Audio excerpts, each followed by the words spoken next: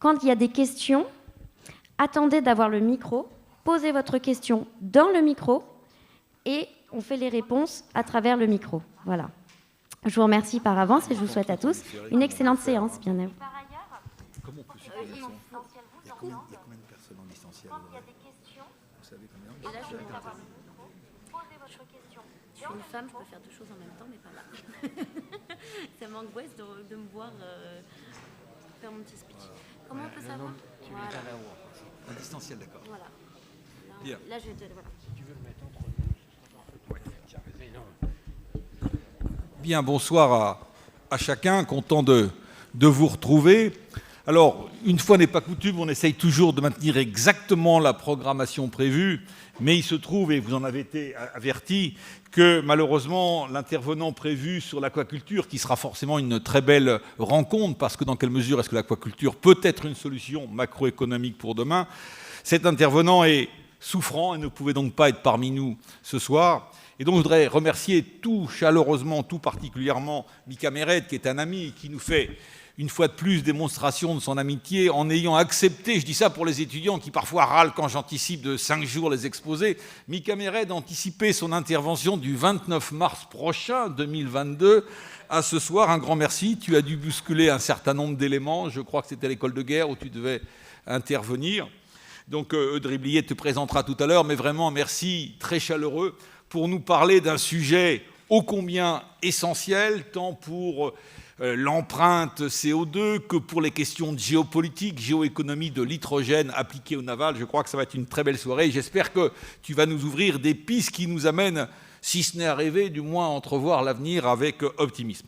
Je voudrais simplement dire quelque chose, je ne le fais jamais, mais nous sommes un certain nombre à être sous le choc ici. Nous avons perdu un très grand historien de la marine, qui est le professeur Philippe Audrère, qui nous a quittés brutalement jeudi dernier. Beaucoup d'entre vous le connaissez. Il était au dernier mardi de la mer pour l'Académie de marine. Il était là, donc c'était le 28 octobre de mémoire. Donc véritablement, je tenais à vous faire part vraiment de cette nouvelle. Les étudiants le connaissent aussi. Combien n'ont-ils pas travaillé sur ces travaux sur les compagnies des Indes, dont il était le meilleur spécialiste en Europe. C'est véritablement une grande perte et je ne voulais pas commencer cette séance sans véritablement lui rendre cet hommage en communion de pensée avec beaucoup de confrères ici présents de l'Académie de marine. Voilà. Bien, écoutez, Eudes, à toi de nous présenter, non pas la géopolitique de l'hydrogène, pourquoi pas, mais notre intervenant. Non, effectivement, moi je laisse l'intervenant parler du sujet, je parle de l'intervenant. Mika, vous êtes un homme de passion, vous êtes un homme d'addition de passion. D'abord, celle qui date de votre enfance et qui vous porte toujours depuis. Passion des Outre-mer pour leur développement économique et passion pour les pôles et leur importance géostratégique. L'origine de votre conviction que les dynamiques géopolitiques du XXIe siècle seront dictées par l'évolution climatique et la stratégie des régions polaires. Puis passion pour les solutions pour le climat et dans cette perspective, pour la géopolitique de l'hydrogène dont vous allez nous parler. Vous êtes consultant, vous êtes analyste de marché spécialisé dans les enjeux arctiques et antarctiques, un temps collaborateur parlementaire du sénateur de Saint-Pierre-et-Miquelon, comment se rapprocher d'un pôle. Vous créez en 2014 le cluster polaire, premier réseau d'échange entre experts et décideurs économiques français sur ces régions polaires. Depuis 2016, vous êtes expert évaluateur de l'Arctique auprès de la Commission européenne. Vous êtes administrateur et expert référent Arctique de la fondation CEFACIL, think tank spécialisé dans la logistique maritime. Vous concevez avec l'Institut libre d'études des relations internationales, l'ILERI, une formation en management de projets internationaux spécialisés sur la coopération internationale des Outre-mer et de l'environnement. Aujourd'hui, vous enseignez, vous transmettez des savoirs. Vous êtes à Sciences Po, secrétaire général de HR Outre-mer et chargé d'enseignement sur les enjeux arctiques. À HEC Paris, chargé d'enseignement géopolitique de l'Arctique et de l'Antarctique et chargé d'enseignement géopolitique et marché de l'hydrogène. À l'école de guerre, vous êtes responsable du comité sécurité et environnement et intervenant enjeux arctiques et antarctiques et environnement. À l'Institut libre d'études de relations internationales, professeur de géopolitique de l'hydrogène. C'est tout. C'est tout. Je m'arrête là. Je dirais simplement que vous avez publié il y a 3 ans un ouvrage tout à fait reconnu, Les mondes polaires, et puis que vous avez reçu le prix de l'essai géopolitique de l'Hilléry et le prix du livre de géopolitique des prépas en 2020, et qu'en août dernier, vous publiez Hydrogène, enjeux économiques et politiques, et c'est la base de votre présentation de ce soir.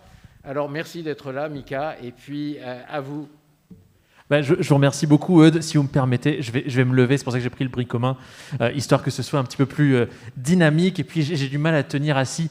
Merci beaucoup pour cette présentation. C'est pas tous les jours qu'on me fait une présentation aussi détaillée et élogieuse. Par contre, l'Hilléry, effectivement, j'arrête à la fin de l'année parce que ça fait quand même un peu trop d'activités de fête. Mais en tout cas, s'ils sont en ligne, on les salue. Alors bonsoir à toutes et à tous. Vous allez bien? Ouais. L'hydrogène, ça vous parle ou pas trop? Levez la main à ceux à qui ça parle, juste pour que je me rende compte. Ceux qui lèvent la main sont donc ceux qui connaissent bien les sujets de l'hydrogène. Ah mince, voilà. Je m'en doutais. Donc l'objectif ce soir, c'est d'essayer de vous faire une introduction au sujet de l'hydrogène appliqué au naval, ou en tout cas autant que faire se peut. Je m'excuse d'avance parce que j'ai monté cette présentation en quelques dizaines de minutes, on va pas se mentir. Donc il y a une 60aine de slides pour vous, ça devrait suffire pour 45 minutes. Mais donc l'idée c'est que ce soit le plus dynamique possible et puis surtout qu'on puisse avoir un temps d'échange à la fin, parce que j'imagine que tout le monde ne sera pas convaincu. Certains ont peut-être même des préjugés ou des idées reçues, positives ou négatives, sur la question de l'hydrogène. Moi, je ne suis pas là pour vous vendre une sauce, je suis là pour vous dire voilà ce qui se passe en ce moment dans le secteur et voilà ceux qui pourraient arriver. Et puis on peut en débattre ensemble après. Est-ce que je garde mon masque, chers amis? On va dire que oui. Je suis à plus d'1 mètre. Ah, c'est ça le prétexte. Bon, très bien, puisque je suis à plus d'1 mètre, j'ai bien fait de prendre le micro main. Voilà, comme ça, ce sera peut-être un peu plus sympa. Bonsoir à tous. Alors, du coup, si on peut passer aux slides, ce serait chouette, comme ça, on va pouvoir, vous allez voir, enchaîner. S'il y a un peu trop d'infos, si c'est trop rapide, etc., surtout, n'ayez crainte, vous aurez mes adresses mail à la fin. Vous pouvez me contacter sur les réseaux sociaux de manière pour que je puisse vous les envoyer, ou peut-être qu'on les mettra sur le site. Bref, en tout cas, il n'y a pas de souci là-dessus. Alors, première des choses, est-ce que vous avez déjà entendu parler d'un navire, ou plutôt d'un projet, qui s'appelle Energy Observer? Est-ce que ça vous dit quelque chose? Oui. Très bien, alors j'ai pas entendu beaucoup de oui. Mais le projet Energy Observer, en fait, pour vous la faire courte, c'est le premier navire dans le monde qui est véritablement autonome. C'est-à-dire qu'avec ses panneaux solaires, avec son éolienne à bord, etc., le système de batterie, les piles à combustible qui va bien, tout simplement, ce navire s'est fait un nom, évidemment, depuis maintenant plus de 3 ans, soutenu par diverses entreprises françaises, pour aller partout dans le monde, montrer qu'aujourd'hui, il y a la possibilité de faire un navire 100% autonome, sans avoir besoin de recharger quoi que ce soit sur la planète, et qui peut aller jusqu'en Arctique, jusqu'en Antarctique, etc. Ça a développé ensuite une start-up qui s'appelle EODev, et qui aujourd'hui finance même d'autres start-up. C'est assez intéressant de voir comment cet écosystème de l'hydrogène en France, il est né à terre, mais il est né aussi pour grande partie dans le maritime. Parce qu'en réalité, quand on parle d'hydrogène, on parle de quoi? On parle déjà d'un vecteur énergétique plus que d'une source d'énergie. Je ne sais pas combien ont fait SVT comme moi dans les années 90 ou 2000. Je fais large comme période. Mais en tout cas, quand j'ai fait SVT, moi, au collège et puis après au lycée, on m'expliquait qu'il n'y avait pas d'hydrogène naturel sur la planète. Alors on va voir plus tard dans la présentation que si, ça existe. Mais au-delà de ça, parce que ça ferait de l'hydrogène une source d'énergie, on va surtout parler d'hydrogène sous forme de vecteur. Et il y a plein de vecteurs différents, c'est-à-dire qu'il y a l'hydrogène pur, normal, qu'on va appeler H2, donc en fait, normalement, on devrait dire dihydrogène, mais on dit hydrogène juste par convention et simplicité, c'est un petit raccourci. Dans l'hydrogène, on va ajouter aussi, par exemple, l'ammoniac, NH3, on va ajouter le toluène ou le méthylcyclohexane, ou on va ajouter, par exemple, encore le e-méthanol, bref, plein de composés qui vont être développés à partir de l'hydrogène pour justement amener l'énergie qui va être produite à la base par des énergies renouvelables principalement, on va en reparler ensuite, d'un point A à un point B en toute flexibilité. Voilà, en 2 mots, en une phrase, c'est ça l'enjeu. Mais évidemment, on ne va pas se contenter de ça. Ce que vous voyez derrière moi, c'est tout simplement la question clé du secteur de l'hydrogène aujourd'hui et pour l'avenir. C'est-à-dire, est-ce que cette industrie, qui n'est pas naissante, ça fait longtemps, on va en parler, que l'hydrogène est sur la table, est-ce que cette industrie va être une industrie globale, donc mondialisée, ou est-ce que ça va être plutôt une industrie locale, donc avec des circuits courts? Et là-dessus, vous allez voir qu'en Europe, pour l'instant, on s'est posé la question et on n'a pas trouvé une réponse commune, parce que typiquement, s'il y a une stratégie nationale hydrogène depuis le 8 juillet 2020, eh bien, il n'empêche qu'il y a toujours une dichotomie, pour ne pas dire une dissension, voire une concurrence entre l'Allemagne et un petit groupe de pays qui disent, bien sûr, il faut développer l'hydrogène, comme vous le voyez ici, à partir de grands pays qui peuvent être très loin dans le monde et qui vont produire de l'hydrogène renouvelable, pas cher, en masse, et après l'importer jusqu'en Europe par la mer. Et puis d'autres États, majoritaires, qui, comme la France, disent « Ah non, non, non, non, non, ça c'est pas une bonne idée. La bonne idée, pour construire des filières durables, pour avoir des emplois, etc., c'est de produire l'hydrogène localement, en circuit court. » Et là aussi, il y a une dimension navale, puisqu'on peut faire de l'hydrogène, évidemment, sur les littoraux, pour bénéficier de l'eau de mer, plutôt que de l'eau douce de l'intérieur des terres, pour pouvoir produire cet hydrogène. Bref, donc ça, c'est le cadrage géopolitique ou géoéconomique du sujet. L'hydrogène global ou local. Et il y a un sujet qui va être tout à fait clé, tout à fait élémentaire pour commencer à répondre à cette question, c'est aujourd'hui comment s'organise la démographie sur la planète et en particulier, évidemment, ses ramifications économiques. Tout simplement, vous avez une projection Mercator derrière moi, rien de plus simple. Dans ce petit cercle-là, tout simplement, vous avez plus d'humains qui vivent à l'intérieur du cercle que d'humains qui vivent en dehors du cercle. Donc la question qui se pose ici, c'est comment on répond à leurs besoins qui sont grandissants, ces humains qui sont à l'intérieur de ce cercle. Est-ce qu'à l'intérieur de ce cercle, ils vont être capables, par exemple, de faire de l'hydrogène tout seul, localement, et puis à bas coût, évidemment, et puis de manière abondante, et puis évidemment de manière la moins carbonée possible, pour pouvoir alimenter leurs besoins actuels et futurs? Grande question. A priori, la réponse est peut-être. Belle façon de ne pas répondre, n'est-ce pas? Mais en tout cas, voilà, ça c'était le cadrage, on va dire, général de l'enjeu. Maintenant, je vous propose de fonctionner en entonnoir inversé. Partons de notre beau pays, la France. Notre beau pays, la France, qui du coup s'est doté d'une stratégie hydrogène le 8 septembre 2020, stratégie qui se voulait déployer un grand plan sur 2020-2030 dans le cadre du plan de relance, puis au-delà, pour pouvoir tout simplement développer une filière hydrogène au long cours, c'est-à-dire partir de l'existant, qui est aujourd'hui déjà très dense, avec plus de 250 entreprises, plus de 350 entreprises françaises membres de l'association France Hydrogène, qui est l'association qui consolide la filière. Mais l'idée, ça a été d'aller encore plus loin, parce que la compétition hydrogène s'est accélérée très très vite. Et vous l'avez peut-être entendu quand le président de la République s'est rendu chez Genvia, l'une des pépites françaises, justement le 16 novembre dernier. Il a dit, les 7,2 milliards qu'on avait prévus en 2020 dans la stratégie dans le cadre du plan de relance, on va ajouter 1,9 milliard parce que véritablement, il faut mettre les moyens pour faire en sorte que cette filière soit véritablement consolidée à long terme. Bon. Donc aujourd'hui, ce 7,2 plus 1,9 milliard, ça nous positionne à 9,1 milliards. On est grosso modo dans les pays européens qui avons l'ambition la plus importante. Le pays en Europe qui a l'ambition la plus importante, c'est l'Allemagne, de longue date, avec une diplomatie de l'hydrogène très agressive, très rapidement, dès les années 2016-2017, là où la France développe à peine aujourd'hui sa diplomatie de l'hydrogène pour ce qu'elle existe.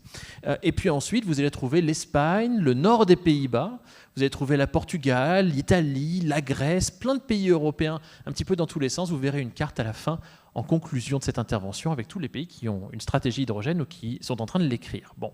Donc nous, ça nous place dans le top 4, on va dire, des pays européens en termes d'ambition, sachant que à ce stade, sur ces 9,1 milliards français, il n'y en a que 4 véritablement qui ont été fléchés. Et typiquement, si on compare ça à l'Espagne, l'Espagne a une ambition de 9,2 milliards, mais fondamentalement, il n'y a que 1,5 milliard qui a été fléché pour l'instant. Donc voilà, il faut comparer aussi l'ambition avec ce qui est véritablement fléché. Alors, ces 9,1 milliards vont servir à quoi? Ils vont servir à 3 objectifs. Le premier objectif, c'est installer 6 gigawatts de capacité de production d'hydrogène vert. Alors vous allez me dire, pourquoi on compte ça en gigawatts? Parce que tout simplement, comme on va le voir un peu plus tard, l'hydrogène vert, on va surtout le produire à partir de sources électriques. Et donc, du coup, autant qu'on compte en gigawatts, parce qu'en réalité, ce qui va compter, c'est la capacité, l'installation des électrolyseurs, c'est-à-dire principalement les machines qui vont permettre de transformer tout simplement le courant électrique en hydrogène. Comment ça se passe? On verra ça un petit peu plus tard. Donc ça, c'est le premier objectif. Installer des capacités de production locales. L'Allemagne n'a pas le même objectif. L'Allemagne pense importer près de la moitié de son hydrogène à l'horizon 2030 de l'étranger et ça ne lui pose pas de problème. C'est pour ça qu'en Allemagne, on va parler de secteur de l'hydrogène sans plus, avec une vraie géopolitique, une vraie agressivité diplomatique, là où en France, on va parler spécifiquement de souveraineté énergétique quand on parle de l'hydrogène. Et vous l'avez peut-être entendu quand vous avez entendu des membres du gouvernement ou le président de la République en parler. L'idée, c'est de dire, voilà, l'hydrogène va nous rendre souverains énergétiquement, comparément évidemment aux 98% d'importation de nos hydrocarbures actuels. Alors, le deuxième sujet, le deuxième objectif de la stratégie, c'est économiser 6 millions de tonnes de CO2 par an d'ici 2030. C'est à la fois beaucoup et bien peu dans la lutte contre le réchauffement climatique, bien sûr, mais effectivement, c'est l'un des piliers de la stratégie, ou en tout cas des déclarations d'engagement de réduction des émissions carbone de la France à l'horizon 2030 dans le cadre du mécanisme des NDC, donc post-accord de Paris. Et le troisième objectif, c'est de créer des emplois. C'est de faire en sorte que ce soit une filière qui crée des emplois localement. C'est aussi ça l'intérêt de faire de l'hydrogène localement, c'est de ne pas créer des emplois en Australie avec de l'argent allemand, c'est vraiment, ou en Namibie avec de l'argent français, c'est véritablement de créer des emplois français avec de l'argent français. Et pourquoi pas des technos françaises aussi. Donc les objectifs sont ceux-là. Et pour y arriver, il n'y a pas qu'une stratégie nationale. Stratégie nationale qui a émergé avec un premier plan d'investissement d'avenir de Nicolas Hulot en 2018 à hauteur de 100 millions d'euros. Et en 2020, on est à 7,2 milliards et en 2021, on est à 9,1 milliards, pour vous donner une idée de la progression très rapide. Donc, il fallait aussi constituer des outils de gouvernance. Et là, pour le coup, c'est le secteur public, mais aussi le secteur privé qui doit se mobiliser pour effectivement structurer cette filière. Alors, il y a l'association France Hydrogène, comme je vous le disais, qui existe déjà depuis une quinzaine d'années. Mais au-delà de France Hydrogène, il faut aussi structurer une filière à l'export. Donc, il y a une Hydrogène Task Force de MEDEF International et France Hydrogène, dont je fais partie du comité de pilotage, je le dis en toute transparence. Et il y a aussi le réseau CCI France, qui s'est doté d'un réseau national hydrogène, ça date d'il y a à peine un mois, histoire de, encore une fois, fédérer dans les territoires. Et je ne parle même pas des pôles de compétitivité qui ont développé des filières hydrogène localement ou qui ont réussi à bâtir leur compétitivité autour de l'hydrogène en ce qui concerne les énergies renouvelables ou les nouveaux systèmes énergétiques. Bref, il y a tout ça qui entre en ligne de compte. On va parler des Outre-mer aussi à la fin de cette intervention, parce que je ne peux pas vous faire une intervention maintenant, en plus que j'ai la chance d'être secrétaire général de la chaire Outre-mer de Sciences Po nouvellement créée, sans vous dire que, effectivement, dans les Outre-mer, il y a plusieurs premières mondiales qui ont eu lieu ces 2 dernières années en ce qui concerne l'hydrogène, en Guyane, à La Réunion ou encore en Martinique. On va en parler. Donc, il y a tout ça. Dans le cadre du plan de relance de la stratégie française, il y a les 275 millions d'euros qui sont dédiés spécifiquement à la constitution d'écosystèmes.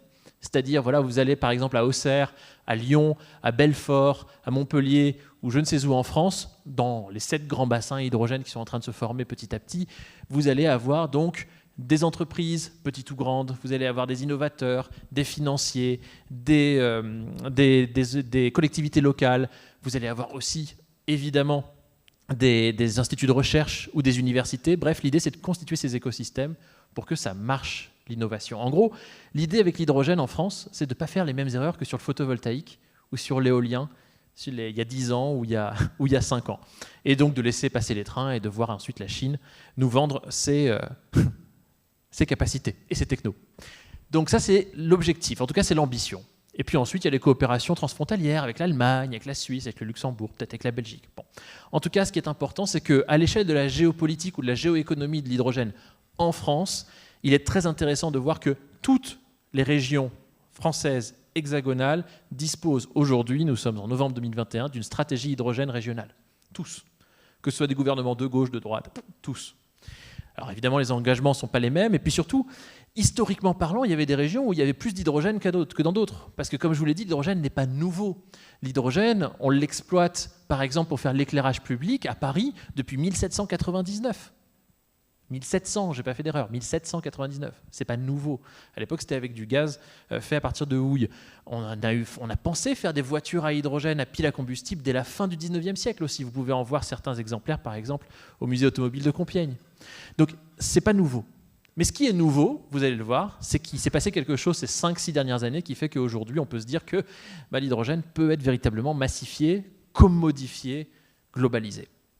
Donc toutes ces régions, et en particulier la région Auvergne-Rhône-Alpes, qui a été la première à faire une stratégie hydrogène à proprement parler, aujourd'hui, si cette région concentre 80% des emplois hydrogène en France et 70% des investissements en 2020, c'est pas étonnant. C'est-à-dire qu'il y a l'écosystème de Grenoble, il y a un écosystème à Lyon, il y a un petit écosystème à Bourg-en-Bresse, il y a un écosystème à Clermont-Ferrand. C'est pas récent, tout ça. Sauf que l'hydrogène qu'on produit ou qu'on manipule, il n'est pas décarboné. Alors comment fait-on ? Parce que la question que vous pourriez me poser spontanément, je l'anticipe tout de suite, c'est est-ce que l'hydrogène pour le naval ou pour autre chose d'ailleurs, est-ce que c'est une vraie solution ou est-ce que c'est du greenwashing ? Et aujourd'hui, c'est un peu des deux. Et la question, c'est à l'avenir, est-ce que ça peut ne plus être du greenwashing et être une vraie solution ? C'est ça la vraie question. Alors, pour comprendre pourquoi c'est du greenwashing, il faut se poser la question donc de d'où vient cet hydrogène. Alors, ce que vous voyez derrière moi, c'est tout simplement un graphe qui vous montre tranquillement où est-ce qu'on produit, comment on produit l'hydrogène. Alors à ce stade, vous avez grosso modo 3 choix. Si on fait très simplement, je vais détailler un peu plus juste après. Soit vous extrayez du gaz naturel et vous le transformez en hydrogène. Donc gaz naturel, énergie fossile bien sûr. Soit vous extrayez du charbon et vous le transformez en hydrogène. Encore une fois les énergies fossiles. Soit vous utilisez des énergies renouvelables. On peut aussi en faire avec de la biomasse. Par exemple, la biomasse, il y a aussi une dimension carbonée, même si il y a des intrants renouvelables. Ça reste carboné, il faut le décarboner aussi en partie. Bon. Donc, ce que je suis en train de vous dire là, c'est qu'en réalité, tant que l'hydrogène est et restera surtout un vecteur énergétique qui part d'une source primaire qui n'est pas de l'hydrogène pour aller à une utilisation X, Y, Z, eh bien tout simplement, la valeur environnementale, écologique de l'hydrogène va dépendre de la chaîne de valeur, de la source primaire avec laquelle on a fait cet hydrogène. Tout simplement. Ça, vous êtes toujours avec moi ? Ok, nickel. Alors continuons. Parce que du coup, si on fait le constat cru, je commençais à vous le dire il y a 2 secondes, l'hydrogène aujourd'hui, c'est pas vert. Ce que vous voyez, c'est la production mondiale d'hydrogène en fonction des sources d'énergie primaire en 2018. Alors vous voyez du coup que c'est surtout le gaz naturel qui emporte la mise, ici en violet, vous le retrouvez en bas, évidemment là aussi en violet, c'est du gaz naturel à la base. Puis en vert, le charbon, je ne sais pas pourquoi l'Agence internationale de l'énergie a mis vert le charbon, mais bon, en tout cas ça vient de chez eux. Et puis ensuite, marginalement du pétrole et très marginalement de l'électricité. Donc ce qu'il faut retenir à ce stade, c'est qu'aujourd'hui, la production mondiale d'hydrogène, et quand je dis aujourd'hui, c'est 2019 pour le coup, c'est une production d'hydrogène à 99% à partir d'énergie fossile. Donc si vous produisez votre vecteur à 99% à partir d'énergie fossile, autant vous dire qu'aujourd'hui, il n'est pas vert. Du coup, qu'est-ce que je fais là ? Et les applications, elles ne sont pas vertes non plus. C'est-à-dire qu'aujourd'hui, la grande majorité de l'utilisation de l'hydrogène dans le monde, c'est pour raffiner du pétrole. Et oui, parce que ça permet de désulfurer, en faisant très rapide encore une fois, ça permet de désoufrer le pétrole. Donc le raffinage, puis ensuite l'ammoniac. Donc faire de l'ammoniac tout simplement pour NH3, donc hydrogène et azote, pour pouvoir faire des fertilisants par exemple, pour l'agriculture. Vous allez en utiliser aussi pour faire un peu de méthanol. Et si votre hydrogène, il est vert, c'est bien, ça vous fait du e-méthanol et ça c'est pas mal. Mais si votre hydrogène, il n'est pas vert, votre méthanol, il n'est pas vert, ça reste un composé carboné classique, et du coup, ça ne marche pas. Le DRI, c'est plutôt pas mal. Le DRI, c'est pour faire de l'acier à partir d'hydrogène. Bon, voilà, de fer puis de l'acier. Donc les applications ne sont pas vertes. Est-ce que ça va changer à l'avenir ? Potentiellement. En tout cas, le point de départ aujourd'hui, c'est pour faire 1 kg d'hydrogène en moyenne sur la planète, on émet 9 kg de CO2. 1 pour 9. C'est mieux qu'il y a 5 ans, où c'était 1 pour 11 en moyenne. Mais en tout cas, ça reste 1 pour 9. Donc aujourd'hui, non, l'hydrogène, c'est pas vert. Donc aujourd'hui, si vous avez une voiture hydrogène, a priori, l'hydrogène que vous mettez dans votre voiture, il n'est pas vert. Mais, encore une fois, il ne faut pas réfléchir de manière statique. Il faut réfléchir de manière dynamique. On est là pour ça. On fait de la prospective, évidemment, la prospective calculée et contrôlée. Et de fait, le premier objectif, c'est de faire descendre l'industrie de l'hydrogène sous un seuil de 3 kg de CO2 pour 1 kg d'hydrogène. Donc un rapport de 1 à 9 à passer à un rapport de 1 à 3. Donc divisé par 3 l'intensité carbone de la production d'hydrogène, si je résume. C'est pas évident. Et ça demande beaucoup d'investissement. Mais le véritable Graal, si vous voulez, ou en tout cas ce que demande aujourd'hui la Commission européenne dans sa proto-taxonomie sur l'hydrogène, c'est d'arriver à 1 pour 1. C'est d'arriver à 1 pour 1, parce qu'effectivement, avec 1 pour 1, on pourra envisager une certaine décarbonation à l'échelle de la planète si cette industrie de l'hydrogène est couplée évidemment avec une industrie aussi de la captation, de la séquestration du carbone. Donc là-dessus, il y a un point qui va être clé aussi, c'est de se dire que les hydrogènes bas carbone ne sont pas forcément tous renouvelables. Vous pouvez très très bien faire de l'hydrogène à partir d'énergie nucléaire, par exemple. Ce ne sera pas du renouvelable, mais c'est du bas carbone. Ça aussi, c'est une dichotomie qu'il faut absolument faire. Donc aujourd'hui, si on prend tous les secteurs économiques, secteur industriel, qui pourraient être décarbonés avec de l'hydrogène massivement d'ici 2050, en tout cas qui ont un intérêt économique à moyen ou à long terme à se décarboner, qui n'ont pas le choix, comme par exemple le secteur très polluant du transport maritime, au hasard, lors d'un mardi de la mer, ou le secteur des data centers, très polluant, ou le secteur de l'aviation, très polluant, ou le secteur des aciéries, des cimentiers, bref, vous m'avez compris. Eh bien, tout simplement, petit à petit, ce que les lobbyistes du secteur de l'hydrogène estiment, c'est que si véritablement toutes les industries qui pourraient passer à l'hydrogène passaient à l'hydrogène, eh bien, on pourrait avoir quelque chose comme une réduction des émissions de CO2 à l'échelle de la planète de 50% sur la base des émissions actuelles. Voilà. Donc, ce que vous voyez derrière moi, c'est un slide qui vient du Conseil de l'hydrogène. Donc, c'est tout simplement le lobby principal mondial de la filière. Mais voilà, il faut aussi être un petit peu honnête vis-à-vis de ce genre de perspective. Donc, les hydrogènes aujourd'hui sont gris ou bruns. Alors, j'aime pas trop parler des couleurs d'hydrogène, ça a de moins en moins sens. Il vaut mieux parler d'hydrogène carboné, bas carbone et zéro carbone ou renouvelable. Mais de fait, aujourd'hui, pour l'instant, on est obligé de parler d'hydrogène carboné. Et pour faire la distinction entre les différents types d'hydrogène, par exemple, hydrogène à partir de charbon ou hydrogène à partir de gaz naturel, on va surtout utiliser donc un rainbow, un arc-en-ciel de l'hydrogène, où le charbon va être brun ou noir, où le gaz naturel va être gris. Bref, en tout cas, ce que vous voyez derrière moi, c'est la production d'hydrogène en Chine. Et comme vous le voyez, d'un point de vue compétitivité économique, c'est évidemment pour l'instant les hydrogènes carbonés qui sont les plus compétitifs. Et pourquoi vous montrer la Chine ? Tout simplement parce que la Chine est aujourd'hui d'ores et déjà le numéro 1 mondial de la production d'hydrogène, avec 33% de la production d'hydrogène dans le monde. Donc, ce qui se passe en Chine a un impact sur l'ensemble de la filière, naturellement. Donc les hydrogènes bruns et gris sont les plus compétitifs. Et puis, il y a un nouvel hydrogène qui arrive, un hydrogène porté depuis, on entend parler de ça depuis 2015, depuis les accords de Paris, c'est l'hydrogène bleu. Alors l'hydrogène bleu, qu'est-ce que c'est ? C'est de l'hydrogène fait à partir d'énergies fossiles, donc encore une fois, pétrole, gaz, charbon, mais avec lesquels on va utiliser un séquestrateur de carbone, c'est-à-dire au moment où vous allez transformer, principalement par gazification, votre charbon, votre pétrole, ou surtout votre gaz naturel en hydrogène, eh bien, au lieu de laisser partir les molécules carbonées dans l'atmosphère, vous allez les séquestrer comme un espèce de grand filtre, si vous voulez, sur les cheminées, pour essayer de faire en sorte que ce carbone ne parte pas dans l'atmosphère, et donc du coup, ce faisant, essayer de décarboner votre hydrogène. Ça ne vous aidera pas à tout décarboner, parce que de fait, au moment où vous allez extraire votre gaz ou votre charbon en amont, vous allez aussi émettre du CO2, donc ce n'est pas évident, n'est-ce pas ? Mais c'est déjà une première bonne chose pour tous les pays rentiers des énergies fossiles qui n'ont pas du tout envie, et là vous pouvez penser par exemple à l'Arabie Saoudite, à la Russie, petit à petit au Nigeria et d'autres, ce genre de pays qui n'ont pas du tout envie de changer leur modèle économique, qui sont très très bien avec leur système rentier sur la base carbonée, et qui vont utiliser donc ce système des séquestrateurs de carbone, ou alors par exemple de la pyrolyse. À ce moment-là, on parle d'hydrogène turquoise, mais je vous passe les détails. Bref, pour essayer de décarboner au maximum leur secteur rentier, tout simplement.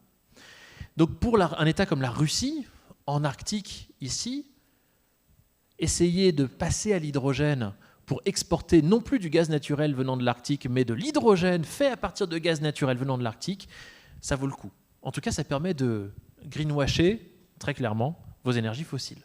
Et donc de maintenir votre système entier. Et évidemment, tout ça passera par la mer, mais ça, on en reparle juste après. Donc, il y a tout ça qui existe, qui ne plaide pas pour une solution optimiste vis-à-vis de l'hydrogène. Mais en réalité, ce qui est important aujourd'hui, c'est que la dynamique du secteur, elle est véritablement, le vent est vraiment en poupe derrière le bas carbone. Et en particulier ce qu'on appelle l'hydrogène vert. C'est ce que vous voyez ici sur le petit slide derrière, à droite, là, qui vient aussi d'ailleurs du Conseil de l'hydrogène, mais celui-là, il est relativement plus juste que le précédent, parce que celui-ci, pour le coup, il vous montre que, bon, ils vont continuer à faire du bleu, donc c'est-à-dire, je vous rappelle, du gris décarboné, pas complètement, et du vert. Mais c'est le vert qui va évidemment s'imposer. Parce que le vert, en théorie, et je dis bien en théorie, on peut en faire partout. Et c'est pour ça que la logique d'hydrogène local, elle a le vent en poupe. Vent en poupe renforcé par la baisse des LCOE, pour faire très court, pour la baisse des coûts marginaux de l'énergie, des énergies renouvelables, en particulier du solaire et de l'éolien. Que ce soit de l'onshore ou de l'offshore, on s'en fiche, vous avez des baisses de coûts, moins 70% pour l'un, moins 90% pour l'autre sur 10 ans, qui sont relativement avérées. Cette dynamique-là, elle renforce la compétitivité de l'hydrogène vert par rapport aux hydrogènes carbonés. C'est ce que vous voyez sur le slide derrière moi. La projection que vous voyez vient de Bloomberg, qu'on ne peut pas soupçonner d'être un média particulièrement écologiste, et de fait, ou idéaliste non plus d'ailleurs. Et ce que vous voyez, c'est que l'hydrogène vert a vocation, dès les années 2030, à être à un seuil de compétitivité similaire à celui des hydrogènes carbonés, et en 2050, à le dépasser. En réalité, cette analyse date de début 2020, celle que vous voyez derrière moi, de Bloomberg. Et ce qui est très intéressant, c'est qu'on est maintenant en novembre 2021, vous savez tous, j'imagine, qu'il y a une crise du gaz en Europe. Oui, levez la main ceux qui ne sont pas au courant pour la crise du gaz en Europe.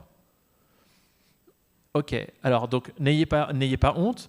La crise du gaz en Europe, pour ceux qui ont levé la main, les rares, qui ont osé, bravo à vous, consiste tout simplement à dire, voilà, le gaz est de plus en plus rare, il est de plus en plus cher, il fait de plus en plus froid, on a de plus en plus besoin de gaz, malheureusement, il est de plus en plus rare et de plus en plus cher sur les marchés, pas rare dans la planète, et donc du coup, le prix monte. Et donc les prix du gaz montant, les prix de l'électricité montent aussi. C'est exactement la crise qu'on est en train de vivre. Et de fait, ce qui est très intéressant, c'est de voir comment l'hydrogène vert, c'est-à-dire fait, là en l'occurrence à partir de sources électriques, au niveau de prix du gaz actuellement en Europe, eh bien tout simplement l'hydrogène vert en Europe est aujourd'hui, fin 2021, avant même tous les développements des nouvelles générations d'électrolyseurs ou je ne sais quoi, les optimisations dans tous les sens, aussi compétitif, voire plus compétitif que l'hydrogène carboné, actuellement en Europe en novembre 2021. Donc comme quoi, il y a un potentiel. Et ça, par contre, cette analyse que je viens de vous dire, elle ne vient ni de moi, ni du Conseil de l'hydrogène, elle vient tout simplement de l'Université d'Oxford. Alors vous allez me dire, ou en tout cas certains me disent, notamment sur Twitter, qui aiment bien pinailler et mégoter, oui, mais l'intermittence des énergies, c'est insupportable, vous êtes là en train de nous parler de solaire et d'éolien, mais chacun sait que quand il n'y a pas de vent, vos trains ne tourneront pas, ou je ne sais quoi. En réalité, le sujet de l'hydrogène, il est assez simple. C'est que l'hydrogène, justement, est le parfait ami des énergies renouvelables. Pour une raison assez simple, c'est que si vous avez des programmes énergétiques avec des énergies intermittentes, par exemple du solaire, comme chacun sait, il n'y a pas de soleil la nuit. Si vous ne le savez pas, je vous l'apprends. Et du coup, si je vous apprends autre chose, quand il n'y a pas de vent, les éoliennes, ça ne marche pas. Donc, très bien. Ce qui fait que pour pouvoir lisser la production et assurer une injection d'électricité sur les réseaux qui soit relativement stable, on va utiliser l'hydrogène pour stocker l'électricité qui va être produite à un instant T, quand votre panneau solaire ou quand votre éolienne va produire, et on va la restituer quand il y en aura besoin, c'est-à-dire quand il y aura moins de vent ou que ce sera la nuit, si jamais les besoins la nuit sont énormes, si la France devient une gigantesque boîte de nuit et a plus de besoins électriques la nuit que le jour, ce qui a priori n'arrivera pas. Bon. Donc l'hydrogène sert à ça, à lisser cette injection sur le réseau, premièrement. Et puis deuxièmement, il y a un truc qui est très intéressant aussi, c'est que si vous voulez optimiser vos prix de l'hydrogène, il va falloir utiliser votre électrolyseur, je vous rappelle, cette machine qui permet de transformer l'électricité en hydrogène, le plus longtemps possible. Donc une année faisant 8760 heures, ça aussi je vous l'apprends si vous ne le savez pas, une année faisant 8760 heures, il est très intéressant pour vous, si vous voulez faire un programme d'énergie renouvelable, d'avoir un électrolyseur avec vous pour faire de l'hydrogène à terme, 2025 ou 2030 évidemment, qui soit utilisé 5000 heures, 6000 heures, voire 7000 heures si vous pouvez, de manière à pouvoir optimiser tout simplement votre coût d'exploitation. C'est ça dont on se parle. Et les nouveaux électrolyseurs permettent ça. Ils permettent ça avec une deuxième dynamique qui explique pourquoi il y a une hype autour de l'hydrogène. Et vous inquiétez pas, je vais parler du maritime. Hein. Parce que pour l'instant, on est très à terre, hein, évidemment. Là, vous voyez 3 générations différentes d'électrolyseurs qui se sont développées depuis le 18e siècle pour l'un, pardon, le 19e siècle pour l'un, ici, les alcalines, jusqu'à aujourd'hui. Et de fait, ici, sur les alcalins, on va avoir un taux d'efficacité, une déficience de votre électrolyseur dans un alentour de 50%, donc c'est-à-dire 50% de l'énergie que vous allez injecter dans l'électrolyseur va être restituée sous forme d'hydrogène à la sortie.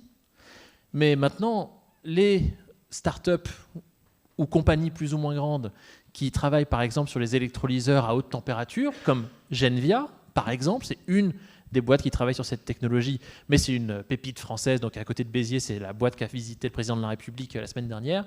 Eh bien, de fait, on parle d'une efficience de cet électrolyseur de 98 à 99%, et plus 50%. Donc ça aussi, ça change beaucoup de choses, économiquement parlant.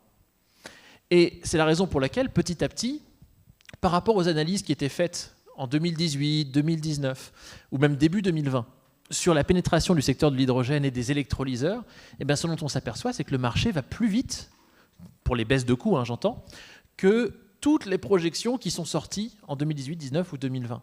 C'est ce que vous voyez derrière moi. Là, vous avez une analyse qui date de début 2020 et qui prévoyait une courbe de baisse de coûts des électrolyseurs de cet ordre-là, ici en pointillé.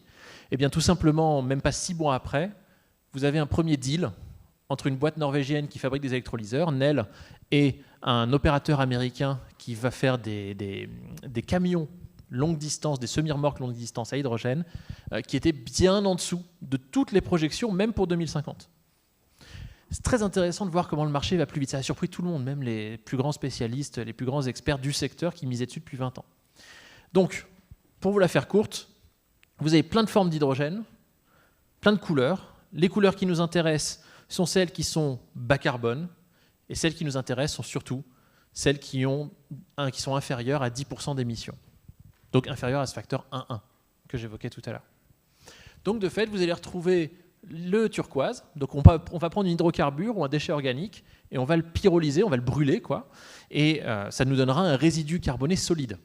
Donc comme c'est solide, vous pouvez le manipuler, il ne part pas dans l'atmosphère, de fait.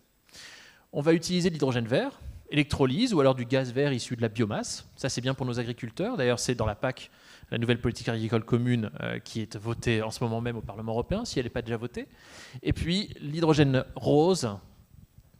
Donc, l'hydrogène à partir de nucléaire. Ce n'est pas moi qui ai inventé le terme hydrogène rose. Voilà, le nucléaire, ce n'est pas forcément rose, mais en tout cas, ils ont inventé l'hydrogène rose. Comme les gaziers avaient inventé gaz naturel. Voilà. Il y a des appellations comme ça qui fonctionnent. Et enfin, il y a l'hydrogène blanc. Cet hydrogène naturel que j'évoquais tout à l'heure, qu'on m'avait dit qu'il n'existait pas là, en fait, il existe. Et il existe et il y en a en France. On va en reparler. Donc, quand on parle d'hydrogène en mer appliqué au naval, il me reste un petit quart d'heure. Je parle sous votre contrôle.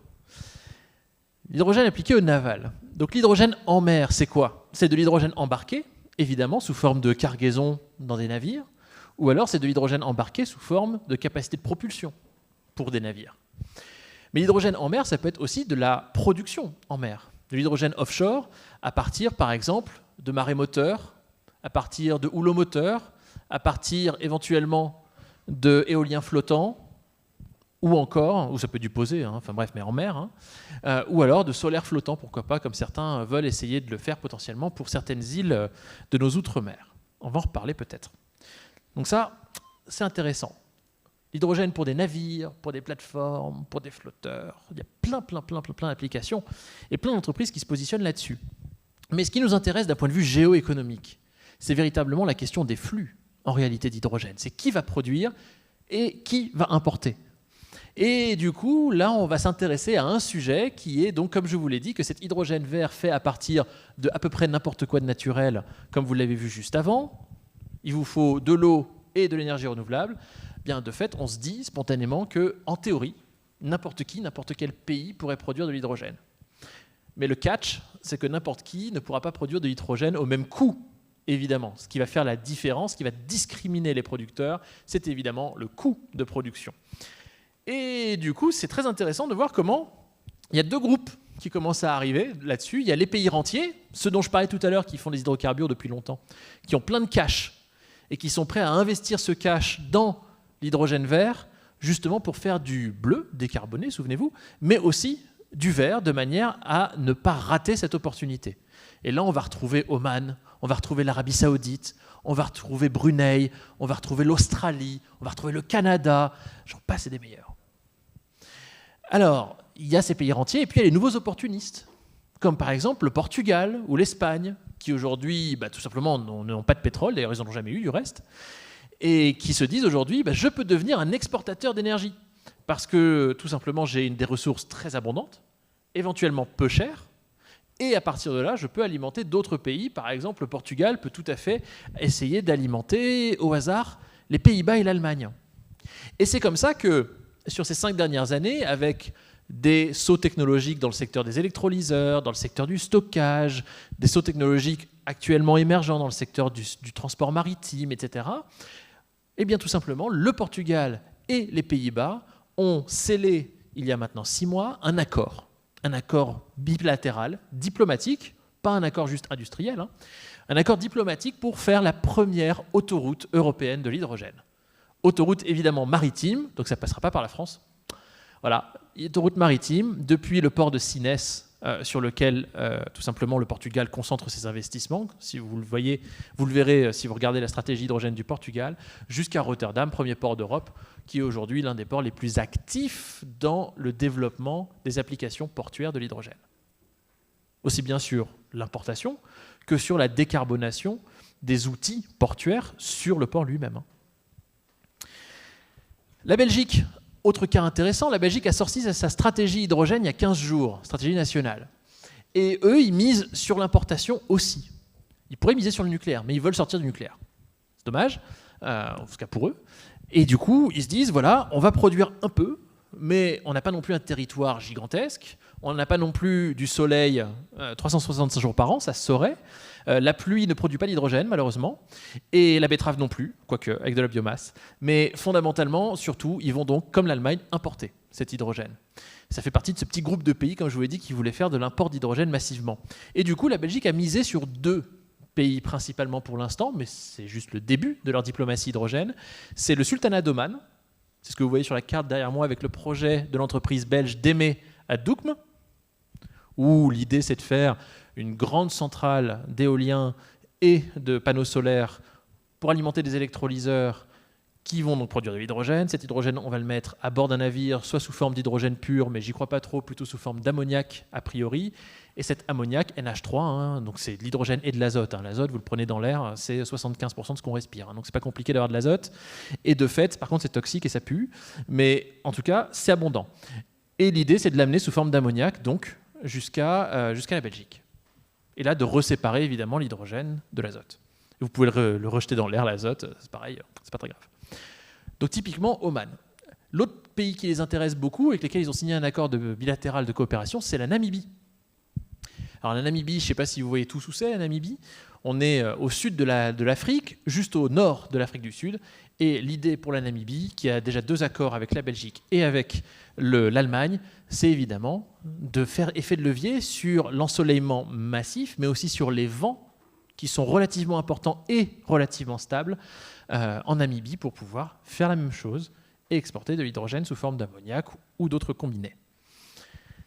Levez la main ceux qui ont entendu parler du projet Desertec il y a une quinzaine ou vingtaine d'années. Alors peut-être que c'était avant la naissance de certains ici. Mais ça va, j'étais en primaire, ça va. Mais vous en avez entendu parler. Bon, tout va bien. Bon, alors Desertec, pour ceux qui n'en ont pas entendu parler, c'est ce que vous voyez derrière moi sur le slide de gauche. C'est un projet massif porté principalement par les entreprises allemandes qui consistait à dire, voilà, on a le Sahara, on est en 2003, 2004, 2005 à ce moment-là. Voilà, il y a le Sahara, il y a beaucoup d'ensoleillement dans le Sahara. Ce qu'on vous propose, c'est de couvrir le Sahara avec de gigantesques panneaux solaires et ensuite de tirer des câbles pour aller jusqu'à la côte de la mer Méditerranée, puis des câbles sous-marins et alimenter l'Europe jusqu'à l'Allemagne, naturellement, avec cette électricité. Entre-temps, il y a eu les printemps arabes. Entre-temps, il y a eu le Sahel, Barkhane, AQMI, tout ce que vous voulez. Autant vous dire que Desertec est un peu dead in the box. Voilà. Donc le sujet de Desertec, c'est comment on se réinvente. Parce que les boîtes allemandes qui ont investi là-dessus, non seulement elles y croyaient, elles y croient toujours, et elles ont investi quand même des billes. Donc le projet maintenant consiste à dire, alors c'est plus Desertec, c'est même pas Desertec 2.0, c'est Desertec 3.0. Et Desertec 3.0 maintenant est localisé non plus dans le Sahel, mais à Abu Dhabi, enfin aux Émirats Arabes Unis plutôt. Et donc l'idée, c'est de produire massivement, c'est le même business model, aux Émirats Arabes Unis, pourquoi pas en Arabie Saoudite ou à Oman, et d'importer ça vers l'Europe, sauf que de fait, c'est pas de là-bas que vous allez tirer des grands câbles électriques, parce que sinon, là, vous allez vous trouver avec la Syrie, l'Irak, enfin, vous comprenez l'idée, quoi. Donc comme vous n'avez pas non plus envie de faire un grand pipeline électrique ou d'hydrogène par la Turquie de manière à ce que Erdogan devienne Loukachenko, vous allez de fait plutôt passer par le maritime et le canal de Suez en l'occurrence. Ce qui fait que les Égyptiens s'y intéressent, vous allez en entendre parler à fond la caisse l'année prochaine. Je vous rappelle que la COP27 aura lieu à Sharm el-Sheikh en Belgique, en Égypte, et de fait la stratégie hydrogène égyptienne est en train d'être construite actuellement par le ministère de l'électricité. Donc vous allez en entendre parler en masse de l'hydrogène en Égypte. Et ce n'est pas complètement déconnant de faire ça. Effectivement, il y a effectivement un business model. Et puis pour tous les pays en voie de développement, l'hydrogène, c'est très intéressant parce que ça permet d'aller harponner, d'aller séduire les organismes financeurs internationaux comme la Banque mondiale, comme la Banque européenne d'investissement, comme l'AFD, pourquoi pas, etc., pour pouvoir tout simplement ramener des capitaux dans leur pays pour développer des infrastructures qu'ils n'ont pas, typiquement portuaires, mais aussi électrifier leur pays. Donc l'hydrogène va être utilisé, et l'est déjà, par pas mal de pays en développement en Afrique, en Amérique du Sud ou en Asie du Sud-Est, justement donc pour attirer ces capitaux supplémentaires. Donc c'est une véritable lame de fond, et pas juste pour faire des bus ou des trains, mais véritablement pour faire de grandes usines de production. L'autre next big thing in hydrogen, c'est le Maroc. Puisque le Maroc a une stratégie intégrée autour de l'hydrogène. Ils viennent de publier leur stratégie nationale pas plus tard qu'au mois d'août et 2021. Et du coup, le Maroc espère à l'horizon 2030 capter presque 10%, 8% du marché mondial de l'hydrogène à partir de leur capacité renouvelable uniquement. Parce qu'il n'y a pas de pétrole au Maroc, là, pour le coup. Là, on est vraiment sur du vert. Et vous allez effectivement l'entendre certainement parler.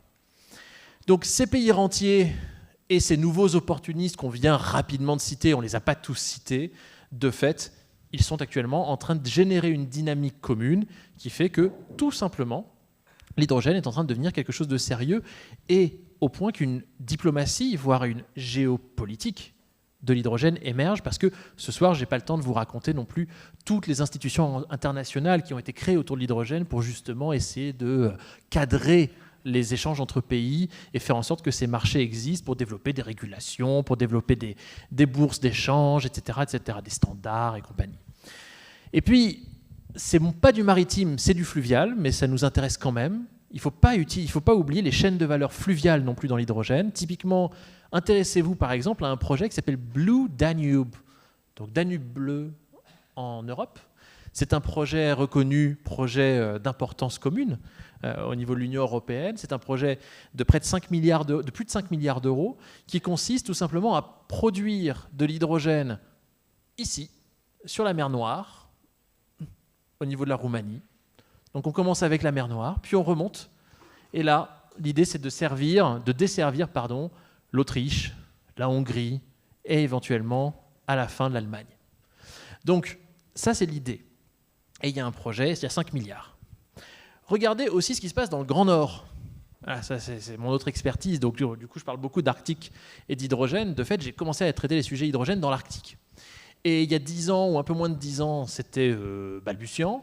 Aujourd'hui, ça commence à devenir sérieux, pour plein de raisons différentes. La première des raisons, c'est qu'en Arctique, par exemple, vous avez beaucoup d'îlots énergétiques. C'est-à-dire beaucoup de villages qui vont être sur la côte de l'Alaska, par exemple, ou du Canada, ou même à l'intérieur des terres, bien sûr, qui aujourd'hui sont dépendants de générateurs diesel pour leur électricité. Et qui disent, avec l'hydrogène, peut-être que je vais pouvoir faire des énergies renouvelables, et coupler ça avec de l'hydrogène pour pouvoir stocker mon électricité de manière saisonnière, carrément, sur le long terme. Il y a déjà des projets, évidemment, relativement importants à l'échelle de ces communautés-là, qui sont en développement tant en Alaska qu'au Groenland ou qu'au Canada. Mais surtout, ce qui intéresse en Arctique, c'est la dimension maritime de cet hydrogène. Et c'est ça qui va vous intéresser, évidemment, cher Christian, cher Eudes. Parce qu'on avait parlé déjà de l'Arctique maintes fois ensemble. Fondamentalement, le vrai sujet de l'Arctique, c'est que beaucoup de gens veulent l'exploiter. Il n'y a pas grand monde qui sait comment l'exploiter sans se faire taper dessus par les ONG. Donc, pour exploiter l'Arctique sans se faire taper dessus par les ONG, le numéro 1 mondial du transport maritime, qui s'appelle Maersk, qui est danois, a imaginé un truc. On va commander, alors je me mets dans la peau de Maersk, hein, voilà, donc on va commander presque une dizaine de navires, porte-containers, massifs, propulsés au méthanol. Méthanol, je vous l'ai dit, c'est un composé d'hydrogène. De fait, ça peut être un composé vert ou pas. Et du coup, ce qu'on va mettre dans le navire, ce n'est pas du méthanol en tant que tel, on va mettre du e-méthanol. Donc on va mettre du méthanol avec de l'hydrogène produit de manière verte. Et l'idée, ça va être tout simplement de développer des chaînes de valeur avec ce transport maritime, ces containers qui sont donc transportés par des navires propulsés au e-méthanol. CMA-CGM s'y intéresse aussi. CMA-CGM est rentré en grande pompe dans le Conseil de l'hydrogène, dont je parlais tout à l'heure, en 2020, et de fait s'intéresse très très rapidement à l'hydrogène, parce qu'ils ont compris que le GNL, c'était bien, mais c'était une énergie que de transition, et que cette transition, elle allait être plutôt courte vers des solutions véritablement zéro carbone. Donc en Arctique, il y a des opportunistes, parce que de fait, il y a des infrastructures portuaires, il y a de projets de transport maritime, etc. Et puis, il y a des infrastructures qui permettent d'imaginer le développement d'énergies renouvelables à grande échelle. Donc,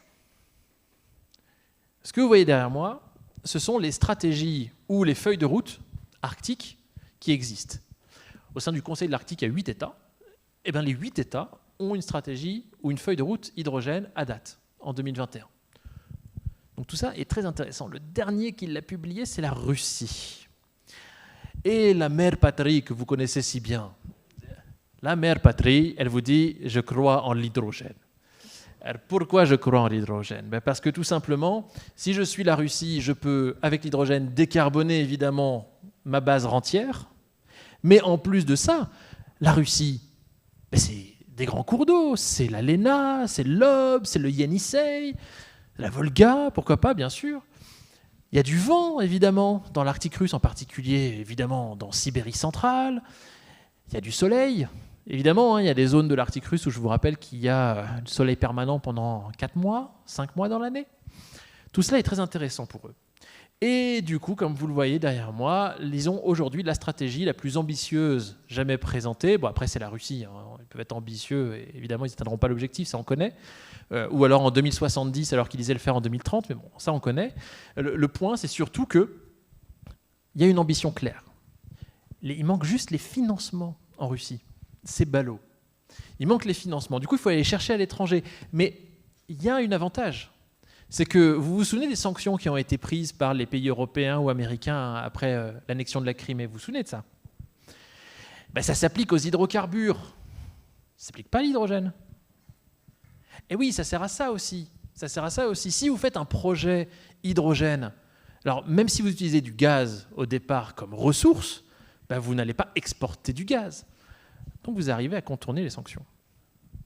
Et au-delà de ça, il y a aussi le nucléaire en Russie qui est très intéressant. C'est pour ça que vous allez trouver à ce stade, au-delà de tous les projets de décarbonation que vous allez trouver dans le cœur de l'Arctique, dans la partie ouest, des projets pilotes actuellement en développement d'hydrogène dit rose, à partir de nucléaire. Et puis de l'autre côté, vous allez trouver donc une usine de production d'hydrogène vert destinée à l'exportation vers le Japon et la Corée du Sud, ici dans la zone de Magadan. Donc en Russie, il se passe des trucs. Et dans le reste de l'Arctique, il se passe aussi des trucs parce que tout simplement, si vous allez en Islande, c'est quasiment 100% de la production locale d'électricité qui est verte aujourd'hui, qui est complètement renouvelable. Pareil en Norvège.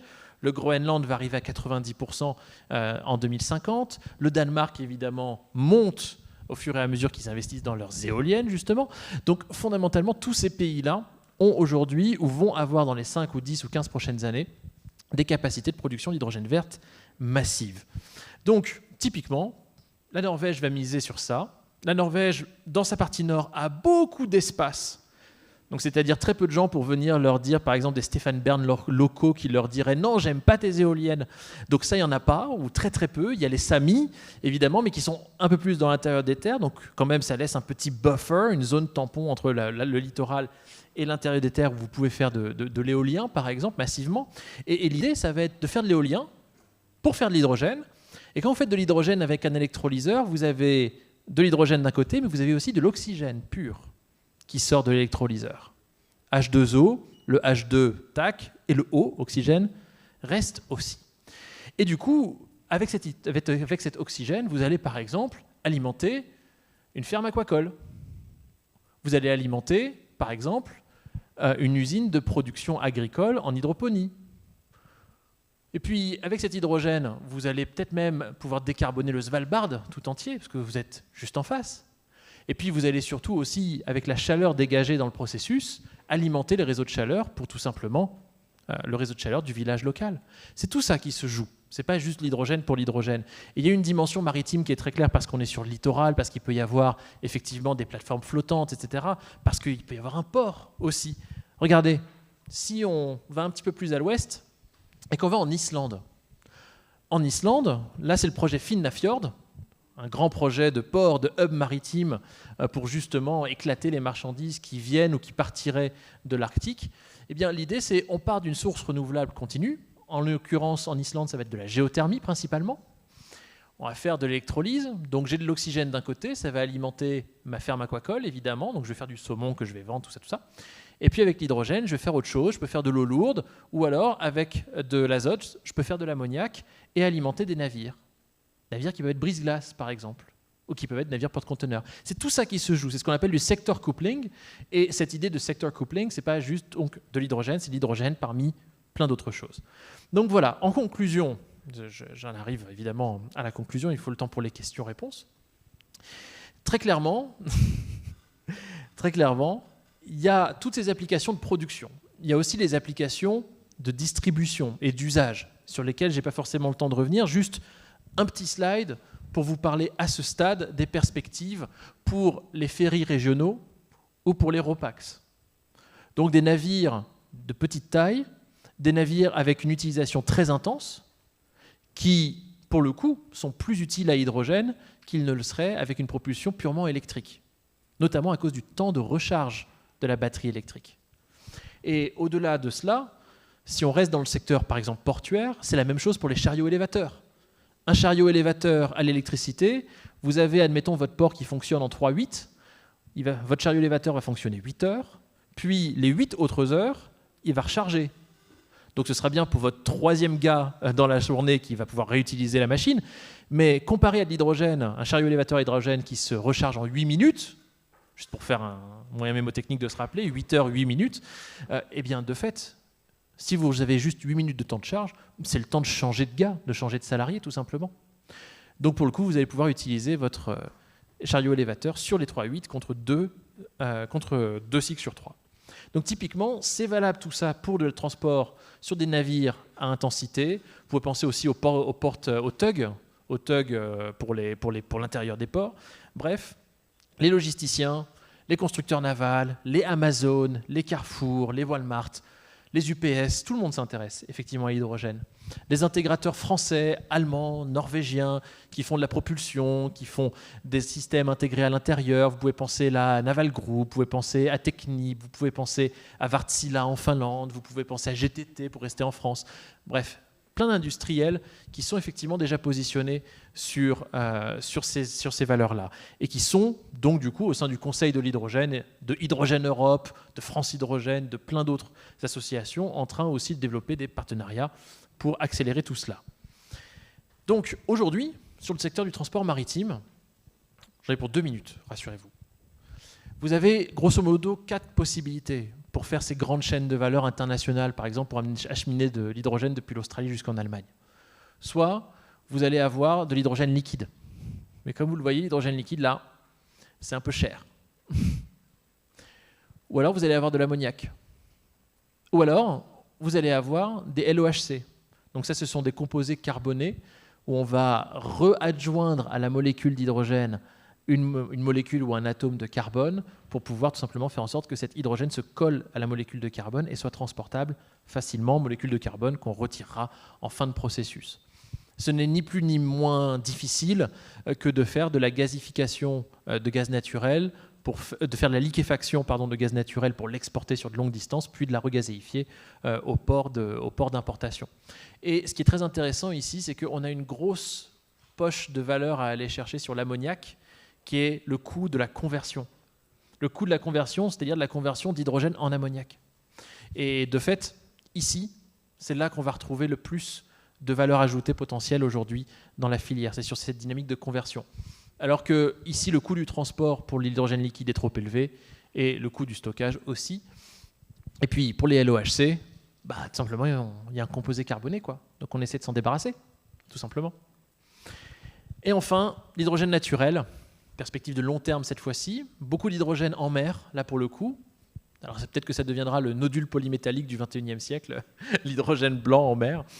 Mais aujourd'hui, ce qui est certain, c'est qu'on sait qu'il y a de l'hydrogène naturel à aller chercher en forant, un petit peu comme du pétrole ou du gaz, de manière conventionnelle, au Mali, au Kansas américain, à Oman, en Nouvelle-Calédonie, tiens, cocorico, en Russie, en Norvège, au Groenland. Il y en a un peu partout, ou en tout cas un peu partout d'un point de vue géopolitique, mais ça ne va pas être si simple que ça. On n'y est pas encore à cet hydrogène naturel. Mais c'est un vrai Graal pour la filière, parce que c'est ce qui coûterait le moins cher, évidemment.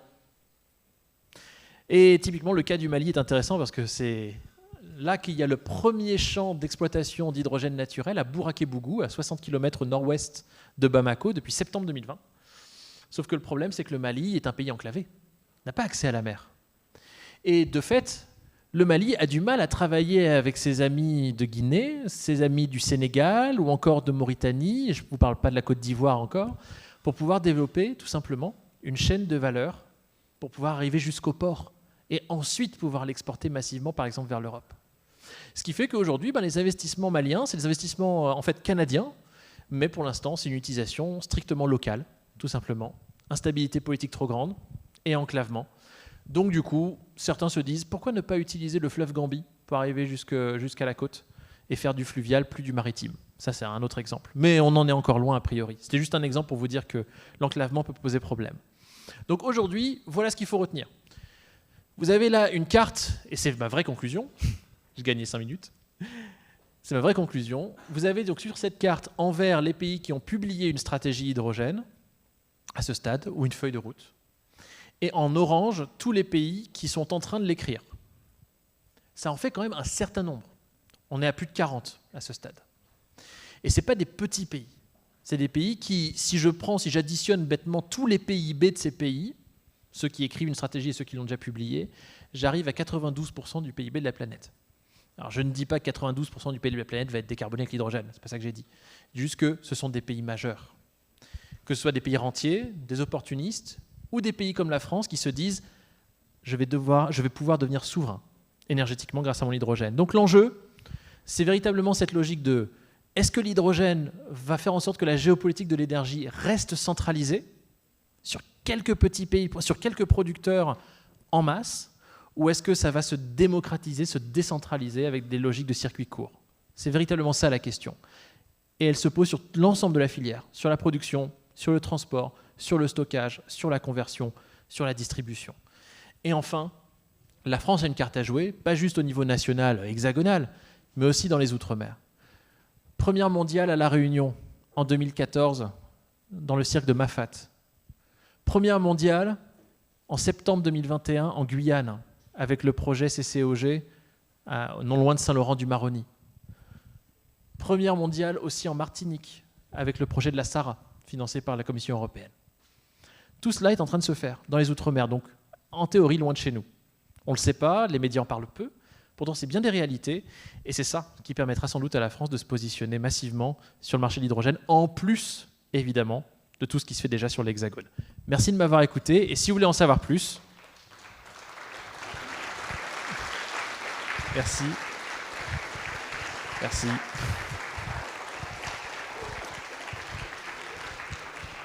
Et pour en savoir plus, je vous donne rendez-vous pour le coup. Il aurait dû sortir en août. Je n'ai pas pu l'écrire pour qu'il sorte en août et je m'en excuse. Il sortira du coup fin février, début mars. Si mon éditrice m'écoute sur Internet, elle me tue que je dise début mars parce qu'on avait dit fin février.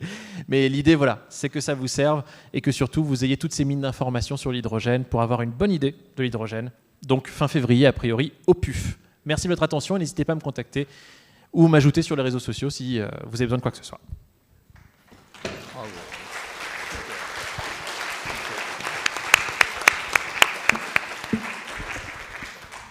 Merci, cher Mika, pour cette présentation. Qui mieux que toi aurait pu parler de ce dossier complexe, plein d'avenir, porteur? Moi, j'en aurais une, j'abuse de prendre la parole. J'ai une question qui m'intrigue beaucoup, c'est la dernière carte. Est-ce qu'on a, au-delà de ce que tu as montré, une petite idée du potentiel français au niveau de l'hydrogène par l'outre-mer? On sait que le domaine maritime, c'est 96%, enfin, le domaine maritime français, c'est à 96% par l'outre-mer, mais cet outre-mer, qu'est-ce qu'il peut nous apporter en termes de potentiel au niveau de l'hydrogène? Est-ce que c'est quelque chose qui peut faire du potentiel de la France quelque chose d'exceptionnel en termes de classement sur le potentiel que nous avons? On est déjà très bien positionné par rapport aux terres rares. C'est intéressant, parce que nous allons avoir le référendum le 12 décembre sur la Nouvelle-Calédonie. A priori, elle resterait française, mais bon, une élection n'est jamais jouée. En termes de potentiel, qu'est-ce que cet outre-mer incroyable de la France peut apporter? À un moment où on parle beaucoup de l'outre-mer, je sais. Je vais vous décevoir, chers camarades, je n'en sais strictement rien. Je n'en sais strictement rien. Pour une raison assez simple, c'est que jusqu'à maintenant, personne ne s'est posé cette question, en tout cas pas de cette manière-là. C'est-à-dire qu'aujourd'hui, sur l'outre-mer français, les potentiels sont là. On imagine, on a des entreprises françaises, mais pas que, hein, on a des entreprises aussi allemandes, belges, britanniques, islandaises, qui regardent justement dans les outre-mer français quels pourraient être les potentiels, qui voient des potentiels aussi bien en Polynésie, par exemple, avec du solaire flottant ou avec de l'éolien, qui voient du potentiel avec de l'éolien ou de la géothermie, par exemple en Guadeloupe, sur Basse-Terre, ou qui imaginent potentiellement faire une chaîne de valeur à partir de la Dominique avec la Guadeloupe et la Martinique de chaque côté, d'autres qui envisagent aussi la Guyane avec ses potentiels hydro absolument massifs qui aujourd'hui ne sont pas utilisés ou sous-utilisés. Donc de fait, et puis sans parler du solaire bien sûr, il y a tous ces pays qui sont aujourd'hui en train de refaire, comment dit-on ça, de rénover leur base antarctique, qui sont en train de regarder s'il n'y a pas un potentiel pour décarboner les bases antarctiques grâce à l'hydrogène. Et ça, on a les Pays-Bas, les États-Unis, on a la Nouvelle-Zélande, l'Australie qui regardent tout ça, et la France un petit peu aussi, plutôt pour Kerguelen d'ailleurs que pour Terra Delli, mais ça on pourra reparler. Bref, donc il y a tout ça, on le sait. Mais est-ce qu'il y a une étude qui montrerait un potentiel consolidé des Outre-mer français sur l'hydrogène vert? Non. Et c'est justement ce qu'on va essayer de faire avec la chaire Outre-mer de Sciences Po.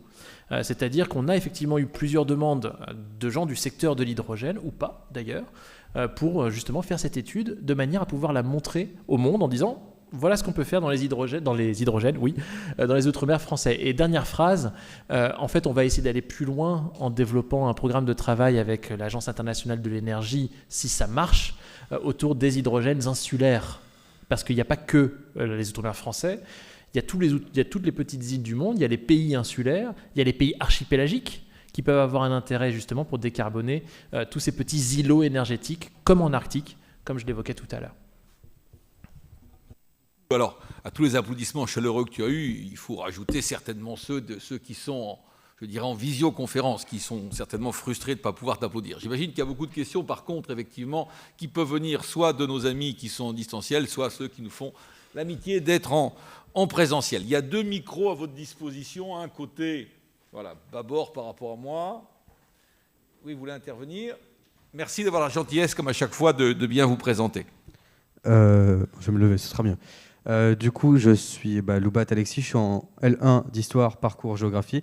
Et du coup, ma question, c'était quelque chose que vous n'avez pas vraiment abordé, c'est, même si c'est assez à long terme et plutôt utopique, c'est l'application de l'hydrogène avec le deutérium et le tritium dans la fusion nucléaire.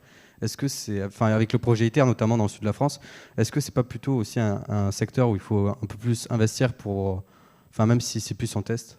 Voilà.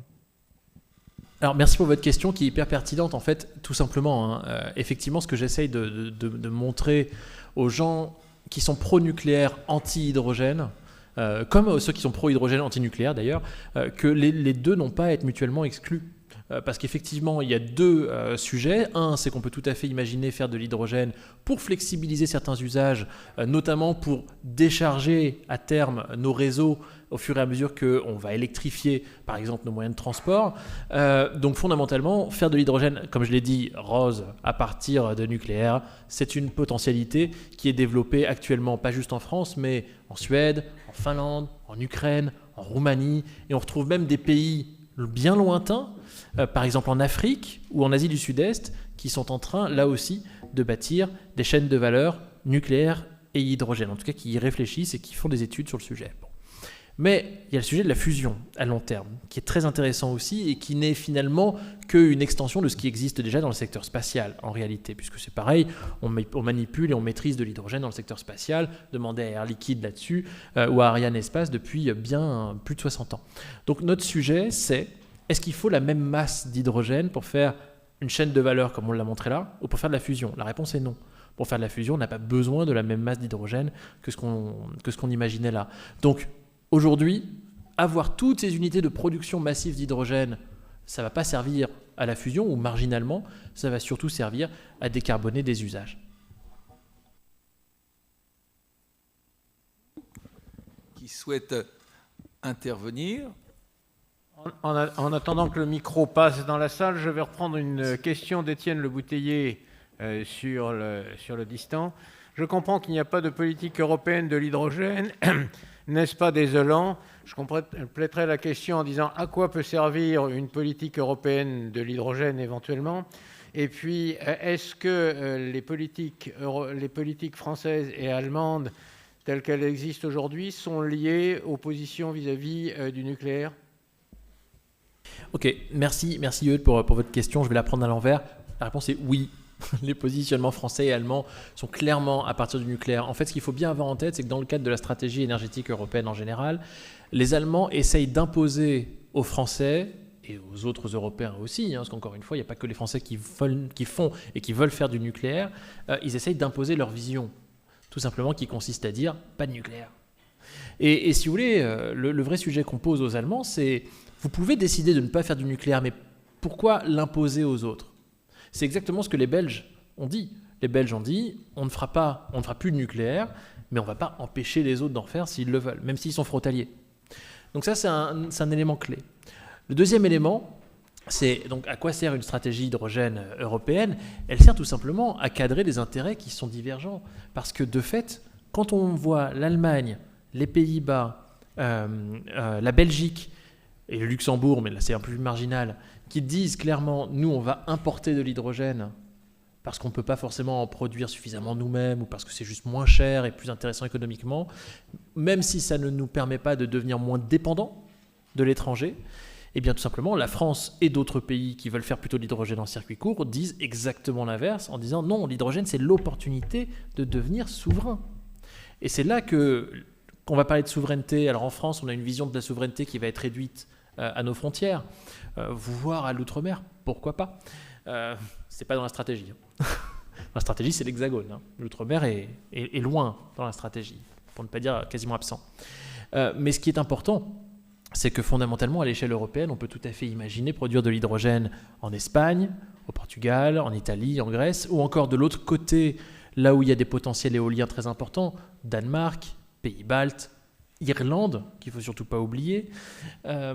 Donc du coup, on a cette dimension qui est très importante et qui peut servir des emplois en France parce que quand on veut faire de l'éolien offshore en Irlande ou aux Pays-Bas, parce que les Pays-Bas, ils jouent sur les deux tableaux pour le coup, de fait, c'est des boîtes françaises qui essaient de piloter ça. C'est des boîtes françaises qui font les flotteurs, c'est des boîtes françaises qui veulent faire les intégrations avec les turbines, c'est des boîtes françaises qui veulent faire les électrolyseurs, c'est des boîtes françaises qui... etc., etc., etc. Donc cette souveraineté grâce à l'hydrogène peut être pensée à l'échelle européenne. Mais pour ça, il faut trois choses. Il faut déjà une stratégie alignée entre les États membres, ce qui n'est pas le cas, on l'a dit. Il faut deuxièmement des standards et une taxonomie, une régulation commune de l'hydrogène. Et là aussi, on n'est pas d'accord. Les Allemands voudraient imposer le fait que de l'hydrogène fait à partir de gaz naturel, donc l'hydrogène bleu, pas l'hydrogène gris, il ne faut pas abuser non plus, mais donc que cet hydrogène bleu est un hydrogène bas carbone. et donc peut être considéré comme une source verte. Si je résume, les Allemands nous disent, pour que ça percute tranquillement, que le gaz c'est vert. Si je résume. Nous, on dit que le gaz, c'est pas vert, de facto. Même si on a des entreprises françaises qui sont dans les leaders mondiaux, là aussi, en termes de potentiel par rapport à l'hydrogène bleu. Pensez à Technip Energies, ou pensez à Total, ou pensez à Air Liquide. Donc, bref. Tout ça pour dire qu'il faut donc une stratégie alignée. Il faut ensuite des standards communs. Il faut des certificats d'origine qui soient reconnus. Ne serait-ce que pour qu'une boîte française qui veuille acheter de l'hydrogène vert, par exemple en Estonie, tout simplement parle le même langage avec l'Estonie quand il s'agit de définir ce qui est véritablement vert dans l'hydrogène. Et puis le dernier point, c'est qu'on a besoin d'une bourse de marché de l'hydrogène. Une bourse de marché qui n'existe pas. On a le WTI par exemple, le West Texas Intermediate pour le pétrole. On a le Brent qui existe pour la mer du Nord pour le pétrole. Bon, on a dans le secteur du gaz, c'est plutôt régionalisé. Bon, mais il y a des standards. Cette bourse de marché hydrogène, elle n'existe pas. Et cette bourse de marché hydrogène, c'est dans la stratégie européenne. L'idée, c'est de la faire en Europe, et c'est de la faire rapidement, de manière à ce que les acteurs internationaux qui veulent exporter dénominent leur contrat d'exportation en euros. Et donc l'idée, à la fin, c'est quoi? C'est que si jamais, et j'en arrêterai là, rassurez-vous, si l'hydrogène, effectivement, arrive à capter 25% du mix énergétique mondial à l'horizon 2050, comme l'Agence internationale de l'énergie le lui promet. 25% du mix énergétique mondial. Eh bien, tout simplement, si ces 25% pouvaient être dénominés en euros, ce serait aussi puissant, ça rendrait l'euro aussi puissant que le dollar américain. C'est ça aussi qui se joue. Et c'est ça aussi un élément géopolitique. Mais pour ça, il faut s'entendre. Et puis, c'est les Néerlandais qui pilotent ce projet de bourse européenne de l'hydrogène, soit dit en passant. Oui, bonjour, Philippe Petier, enseignant de lettres en lycée. Je voudrais revenir à une question plus concrète, excusez mon ignorance, mais de savoir quelles sont les limites, les avantages d'un moteur, d'une pile à combustible par rapport à un moteur diesel, et pour la propulsion notamment des navires marchands style porte-container qui doivent charger de l'énergie pour être capables de parcourir plus de 10 000 nautiques d'une traite. Alors en fait, il n'y a pas qu'un type de propulsion hydrogène. C'est-à-dire que de fait, il y a la pile à combustible que vous avez citée. Donc la pile à combustible, qu'est-ce que c'est? C'est tout simplement un électrolyseur inversé. L'électrolyseur, c'est quoi? C'est vous avez de l'eau, donc H2O, vous faites venir dedans un courant électrique, et ça devient H2 d'un côté et O de l'autre. La pile à combustible, c'est l'exact inverse. Vous prenez votre hydrogène d'un côté, vous adjoignez de l'oxygène, et boum, ça fait de l'énergie, ça fait un électron et un peu de chaleur. Bon. Donc la pile à combustible, c'est l'effet inverse. Mais il n'y a pas que ça pour propulser les navires. Et de fait, c'est pas véritablement sur ça, en tout cas il n'y a pas que ça, sur quoi les grands motoristes tels Wärtsilä ou Rolls-Royce ou autres partent aujourd'hui pour ce qui est des moteurs aussi bien pour l'avion que pour le naval. L'idée, c'est que vous pouvez faire aussi des moteurs à combustion interne. Des moteurs à combustion interne comme les moteurs de vos voitures actuelles thermiques classiques. Il n'y a rien qui vous empêche de faire ça. Et d'ailleurs, ce sont dans le monde entier des chercheurs français qui sont là aussi particulièrement à la pointe sur le sujet. Allez voir par exemple l'Institut français du pétrole et énergie nouvelle sur le sujet. Et du coup, à l'IFPEN, mais ailleurs aussi, on va militer pour ne pas oublier les moteurs à combustion interne avec de l'hydrogène, parce que de fait, la puissance délivrée peut être tout à fait intéressante avec des frais d'infrastructure qui peuvent être bien moindres qu'une pile à combustible. Je vous prends un exemple concret. Vous avez aujourd'hui des voitures, par exemple des flottes de taxis. Vous avez des bennes à ordures, vous avez des chariots élévateurs, vous avez des navires qui sont utilisés de manière très intensive, des semi-remorques, pourquoi pas. Vous pouvez les passer à pile à combustible, très bien, mais pour ça, en fait, il va falloir construire de nouveaux bateaux, de nouveaux moteurs, de nouveaux camions, etc. Ou vous pouvez prendre l'existant et faire ce qu'on appelle du rétrofit. Donc ce rétrofit consiste tout simplement à adapter le circuit de motorisation, de propulsion d'une voiture, d'un camion, d'un bateau, etc., pour pouvoir accueillir de l'hydrogène comme carburant. Et c'est cette perspective-là aujourd'hui qui intéresse et qui suscite beaucoup d'investissements en Europe et ailleurs. Et là-dessus, vous avez grosso modo 3 possibilités. C'est ce que je vais essayer de dire à la fin rapidement. Soit vous utilisez de l'hydrogène pur, liquide, sauf que l'hydrogène liquide, pour le conserver liquide, il faut le garder à moins 253 degrés Celsius. Donc, le bilan énergétique de cette opération n'est pas nécessairement intéressant, en tout cas pas pour des navires qui passent, je sais pas, 10 jours, 30 jours, 40 jours pour arriver d'un point A à un point B. Par contre, pour un RoPax, ça peut être intéressant. Par contre, ça peut être intéressant aussi pour des flottes de taxis, pour des avions à terme. C'est d'ailleurs l'une des solutions vers lesquelles va Airbus, soit dit en passant, mais ce n'est pas le sujet du jour. Vous avez la propulsion ammoniaque. Propulsion ammoniaque, donc, qui va nécessiter une gestion de l'azote. Mais cette gestion de l'azote, aussi bien d'un point de vue chimique que d'un point de vue de sa toxicité, nécessite moins d'injection énergétique que de l'hydrogène liquide. On s'y retrouve. Et puis enfin, il y a d'autres capacités de propulsion aujourd'hui qui sont développées notamment par Wärtsilä, je l'ai cité tout à l'heure, ou Rolls-Royce ou d'autres, qui espèrent pour le coup trouver encore un autre moyen de pouvoir propulser les navires sans utiliser de composés carbone. Mais bon, aujourd'hui, celui qui les intéresse le plus, parce que c'est ce qui serait le plus efficace économiquement, mais aussi en termes de conversion, en termes de stockage et en termes de moindre déperdition, c'est donc le e-méthanol. C'est-à-dire faire donc du méthanol, mais avec de l'hydrogène vert. Est-ce que ça répond bien à votre question ? Merci beaucoup. Souhaite également encore intervenir. Merci. Bonsoir, je suis Antoine en première année d'histoire parcours géographie à l'ICP. Alors j'avais une question un peu terre à terre, c'est juste, vous n'avez pas parlé spécifiquement de chiffres, dans le sens où on ne sait pas ce que ça pourrait donner d'ici 10-15 ans, le nombre d'employés que ça pourrait donner en France tout autour de l'hydrogène, dans les dom-toms qui sont des régions délaissées en France depuis longtemps. Ça pourrait créer des emplois, redynamiser, rien que faire des routes dans ces régions-là.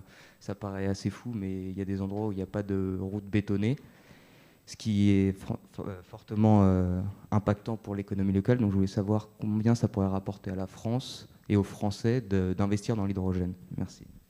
Merci beaucoup de votre question. Alors, il y avait beaucoup de chiffres sur les slides. Évidemment, je ne les ai pas tous détaillés juste par manque de temps, bien sûr. Mais n'hésitez pas du coup à retourner sur les slides. On les partagera évidemment sans souci, comme on l'a dit. Aujourd'hui, je suis incapable de pouvoir quantifier le nombre d'emplois qui pourraient tout simplement être développés avec l'hydrogène dans les Outre-mer parce que je suis incapable de quantifier la quantité d'hydrogène que je pourrais éventuellement, en tant que France, bien sûr, produire dans ces territoires. J'en sais rien, donc je ne peux pas vous le dire. En revanche, ce que je peux vous dire, je vous l'avais dit au tout début, l'un des objectifs de la stratégie nationale 2020, c'est donc de pouvoir avoir 50 000 à 150 000 emplois pour le secteur de l'hydrogène partout en France, principalement dans l'Hexagone et principalement sur 7 bassins littoraux, et pas que littoraux d'ailleurs, hein, l'Alsace n'est pas encore une île. Bref, donc mon point, il est simple. C'est de dire qu'aujourd'hui, l'hydrogène, on ne sait pas où ça va aller.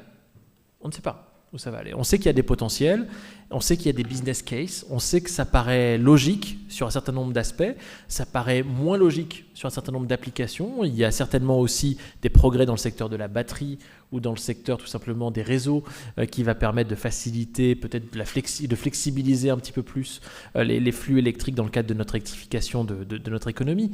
Mais ce qui est certain, c'est qu'aujourd'hui, les projections de la littérature, qu'elles soient académiques ou qu'elles proviennent d'institutions internationales comme l'AIE ou de banques de refinancement ou de banques internationales ou je ne sais quoi, on parle de 10 à 25% de captation du mix énergétique mondial avec l'hydrogène.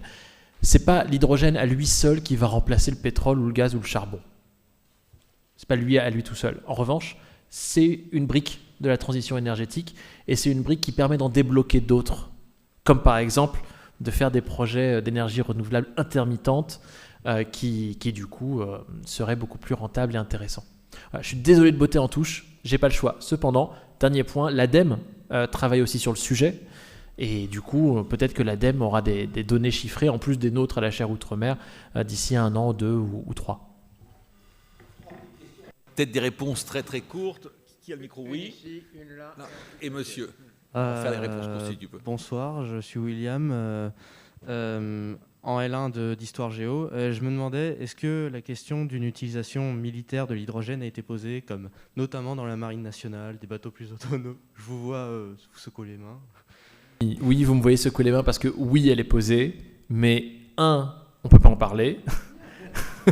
et deux, surtout, les armées, en particulier la marine, a besoin de solutions robustes. Donc, les armées vont jouer peut-être le rôle de pionnier, mais jusqu'à une certaine mesure, parce que ce qui compte, c'est la fiabilité, la robustesse des systèmes. Donc, on se donne rendez-vous d'ici 2025-2030 sur le sujet, mais effectivement, un certain nombre d'acteurs du maritime, où on pourra en parler avec le GICAN, par exemple, travaillent effectivement sur le sujet.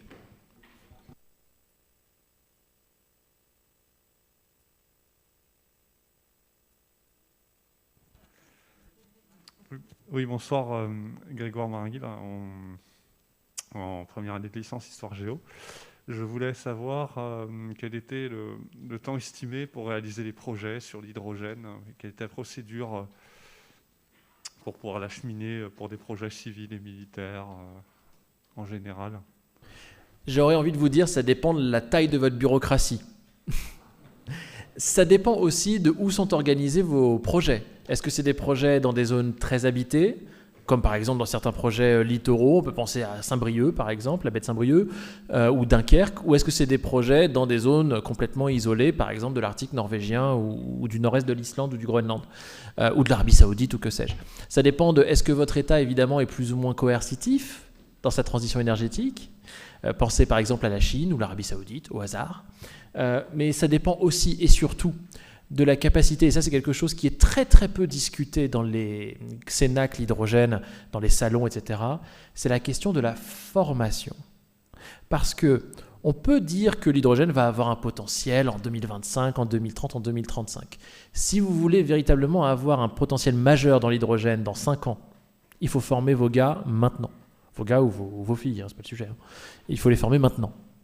Si vous voulez avoir des projets dans 2030, il faut des gens qui soient formés dans les 5 prochaines années. Donc il faut bâtir des programmes de formation, il faut bâtir des écosystèmes qui connectent des entreprises avec des laboratoires, avec des universités, etc. etc. Il faut des financements derrière, d'État ou pas. Mais tout ça, ça ne se fait pas effectivement en 2 ans. Et de fait, un territoire par exemple comme la Namibie, on a vu avec le MEDEF, le président namibien, il y a quelques semaines sur le sujet de l'hydrogène, de fait, ce sont des main-d'œuvre belges qui vont venir faire les projets en Namibie. Ça permettra de former des Namibiens à terme, mais de fait, il y a un déficit en termes de formation locale parce qu'ils veulent aller très vite. C'est valable pour le Chili, c'est valable pour l'Australie et plein d'autres pays. Je vois qu'il est 19h30, je fais très court et je sais qu'il y a 2 questions. 2 dernières questions, monsieur, et puis donc un étudiant, et puis après, Audrey Blier va conclure.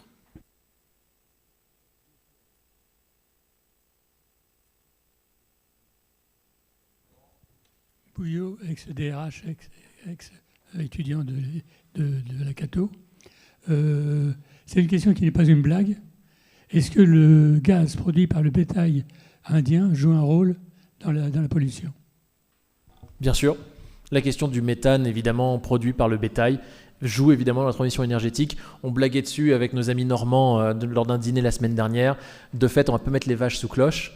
Cependant, effectivement, la question de l'élevage et du bétail est évidemment majeure dans la transition énergétique. Absolument. C'est plus de gaz à effet de serre que l'ensemble du transport mondial aujourd'hui. Ah mais oui, c'est folie. Hein. Si vous voulez avoir une vraie action sur votre bilan carbone, monsieur, n'hésitez pas à ne plus manger de viande. Voilà, pour cette raison-là. Une dernière question. Je dis ça, je suis pas végane. Hein. Vous pouvez manger de la viande. Hein. Vous pouvez en manger moins, juste. Ah, c'est bon. Bonjour, Julien Rey-Faber, 2e année d'Histoire Géo. Je pose une question un peu plus technique et peut-être que je me base sur des infos qui sont un peu vieilles, parce qu'elles datent de quelques années, quand je faisais encore une formation scientifique. C'est que pour moi, les électrolyses nouvelle génération avaient un rendement beaucoup plus intéressant du point de vue énergétique, mais elles posaient le problème d'un entretien beaucoup plus compliqué et coûteux, à la fois énergétiquement, au point de vue carbone, pour les remplacements, etc., et d'un point de vue énergétique. Du coup, ma question, c'était, est-ce que ça s'est amélioré? Est-ce qu'on est en voie d'amélioration? Est-ce que c'est plus intéressant, même en l'état actuel, que d'autres sources, moyens de production d'énergie? Et voilà, c'est à peu près tout. Merci pour votre question qui est tout à fait pertinente. Alors effectivement, vous l'avez peut-être pas bien vu parce que vous êtes quand même assez excentré, mais peut-être qu'il y a une télé là-haut, je ne sais pas. De fait, le sujet, c'est que vous avez plusieurs générations d'électrolyseurs, puisque c'est des électrolyseurs dont on se parle là. Donc cette génération, par exemple l'alcalin, première génération, technologie ancienne, je fais très court en 1 minute promis. Donc l'alcalin, efficience relativement moyenne, mais très peu cher à maintenir, très peu cher à construire. Donc pour le coup, assez économique. Ensuite, on a la deuxième génération, vraiment hyper court, avec les membranes à échange de protons, les PEM. Donc les PEM, vous avez raison, ce sont des électrolyseurs qui, par rapport aux alcalins, coûtent plus cher à construire, coûtent plus cher à maintenir, et en plus de ça aussi vont avoir un sujet de matériaux plus nobles pour faire l'échange de protons, pour faire la membrane. Donc c'est peut-être pas forcément le PEM qui l'emportera. Mais ça a des avantages aussi, le PEM, puisque là, on est sur un taux d'efficience, par exemple, aux alentours de 70-75%, pour les meilleurs.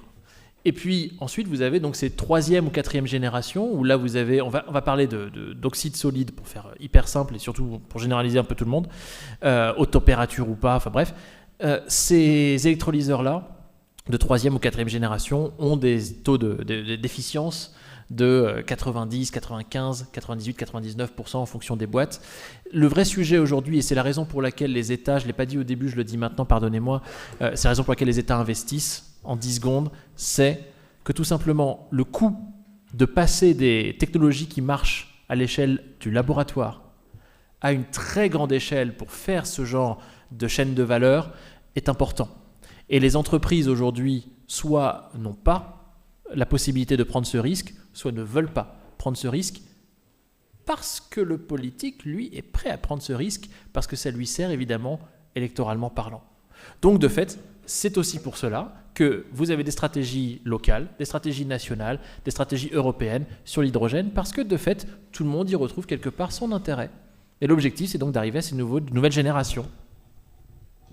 Merci. Je prends simplement la parole 10 secondes pour vous signaler notre prochain Mardi de la mer, donc dans 15 jours, le 7 décembre, jour d'anniversaire de Pearl Harbor, mais c'est non pas pour parler de ce sujet, ça sera beaucoup plus attractif. La mer au cœur de ma vie, par Fabien Clos, qui est coureur, skipper et même écrivain maritime. C'est dire que nous aurons vraiment une séquence dense, forte et pleine d'émotions. Conclusion, encore 2 petites minutes, par le président de l'Institut français de la mer.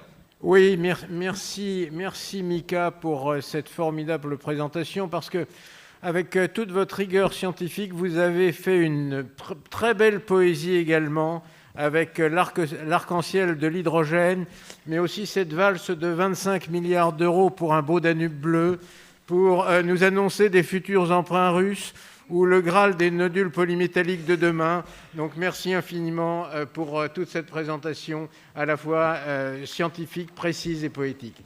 Merci Mika.